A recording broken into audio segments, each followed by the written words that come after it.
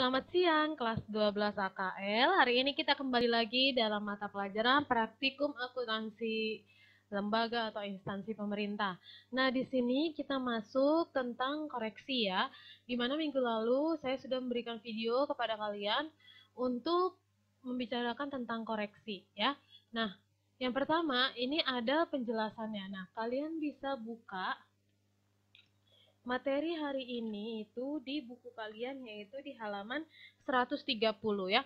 Untuk kesalahan adalah penjajian akun-akun laporan keuangan yang secara signifikan tidak sesuai dengan yang seharusnya. Jadi koreksi kesalahan itu adalah yang tidak sesuai dengan kenyataan gitu laporan keuangannya ya. Nah, semua itu bisa kamu baca ya. Sekarang kita masuk ke sini. Ini ada pihak yang terkait dalam koreksi kesalahan, itu ada bendahara penerimaan, bendahara pengeluaran, kuasa bendahara umum daerah, pengurus barang. Jadi kalau misalnya kita melakukan kesalahan, biasanya ada pihak-pihak yang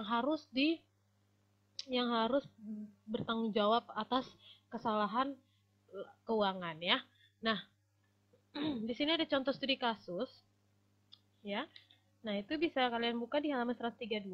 Pada tanggal 20 Oktober dibayar gaji pegawai dengan menerbitkan SP2DLS dengan nilai 69 juta. Pada hari dan tanggal yang sama, SP2DLS tersebut dibukukan oleh bagian keuangan sebesar 96 juta. Pada waktu dilakukan case of name tanggal 31 Oktober ditemukan perbedaan antara saldo kas menurut bank dan saldo menurut buku. Setelah diteliti perbedaannya adalah pada SP2DLS yang diterbitkan tanggal 20 Oktober. Berdasarkan data tersebut diminta untuk mengoreksi. Nah, jadi berarti kesalahannya itu sebesar 96 juta dikurangi dengan 69 juta. 96 juta dikurangi 69 juta, yaitu berarti perbedaannya adalah 27 juta ya. Nah, di sini kita buatkan jurnal, yaitu yang pertama adalah jurnal saat transaksi yang dibuat oleh SKPD adalah sebagai berikut.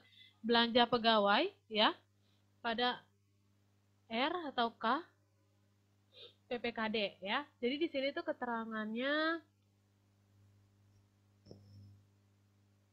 dibukukan oleh bagian keuangan. Jadi pembukuannya itu adalah 96 juta. Nah, belanja pegawai itu katakan untuk gaji pegawai R atau R garing K PPKD nominalnya ada 96 juta ya yang ditulis. Lalu itu jurnal saat transaksi dibuatkan oleh BUD adalah sebagai berikut.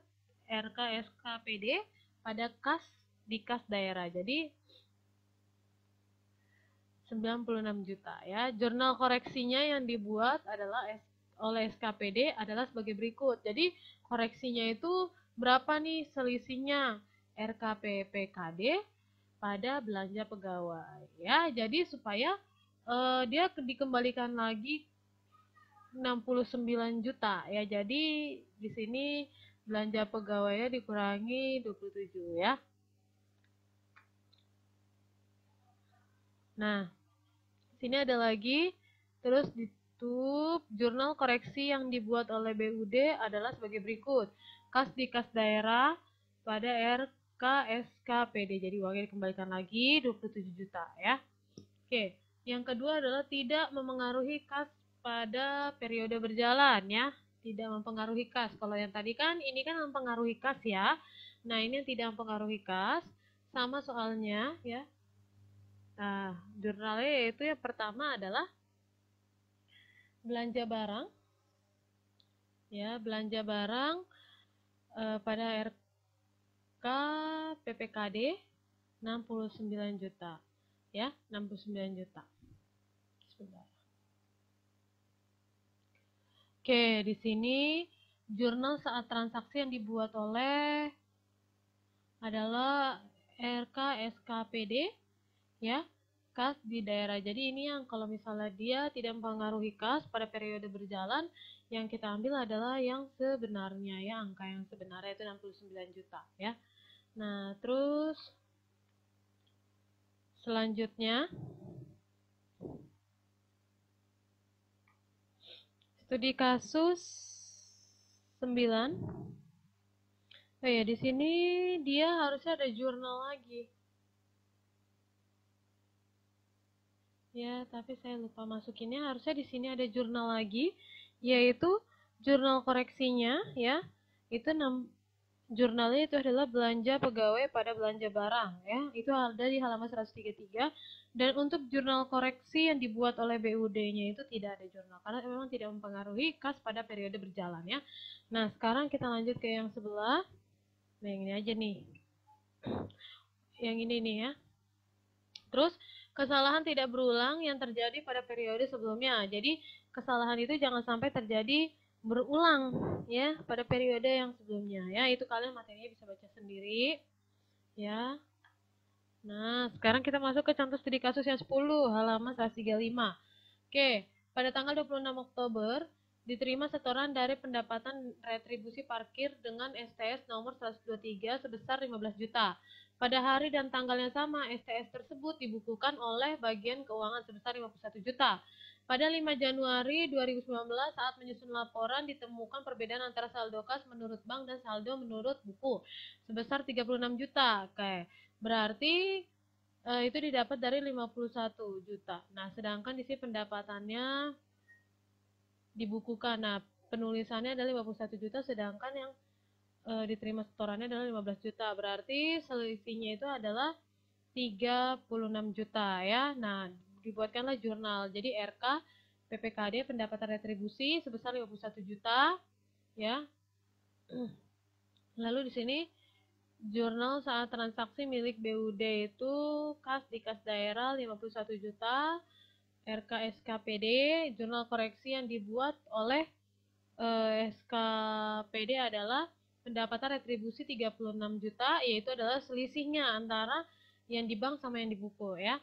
Jurnal koreksi yang dibuat BUD adalah sebagai berikut, RK SKPD kas di kas daerah 36 juta ya, jadi 36 jutanya. Nah, selanjutnya yaitu adalah studi kasus 11 ya. Studi kasus 11 di situ ada pada tanggal 26 Oktober 2018 dibayar gaji pegawai dengan menerbitkan SP2D LS dengan nilai 69 juta. Ya, sama seperti yang tadi soalnya. Pada hari dan tanggal yang sama dibukukan oleh bagian keuangan sebesar 96 juta. Jadi memang kalau di dalam keuangan kayak gini tuh suka ada yang seperti ini, kebanyakan 96 juta, 69, 15, 51 juta. Ya, menyusun laporan ditemukan perbedaan antara saldo kas menurut bank dan saldo menurut buku sebesar 27 juta ya, didapat dari 96 juta dikurangi 69 ya. Nah, atas kesalahan tersebut belanja pegawai harus dikurangi sebesar 27 juta ya. Berarti karena mengalami kesalahan. Jurnal saat transaksi milik SKPD yaitu adalah belanja pegawai pada RK PPKD sebesar 96 juta, RK SKPD pada kas di daerah 96 juta, terus ini ada selisihnya, RK PPKD belanja pegawai 27 juta, kas di daerah SKPD 27 juta. Jadi nanti jurnalnya akan sama seperti ini, tidak ada hanya saja dia tergantung dari keterangannya. Kalau misalnya tadi kan belanja pegawai, maka jurnalnya ada belanja pegawainya pada RK PPKD. Nah, kalau misalnya dia berupa pendapatan, berarti pendapatan. Nah, seperti pendapatan apa? Kalau misalnya pendapatan retribusi, yaitu pendapatan retribusi pada RK PPKD pada pendapatan retribusi. Jadi tergantung dari keterangan dari soalnya itu tentang apa ya. Nah, hanya itu aja dari Miss Ernest. Tidak ada tugas untuk hari ini. Ini adalah materi untuk PH2 di minggu yang akan datang. Tetap jaga kesehatan, jangan sampai malas belajar, lakukan yang terbaik. Persiapkan ujian kalian. Dan untuk mata pelajaran manufaktur itu materi PH2-nya itu adalah materi yang kemarin ya.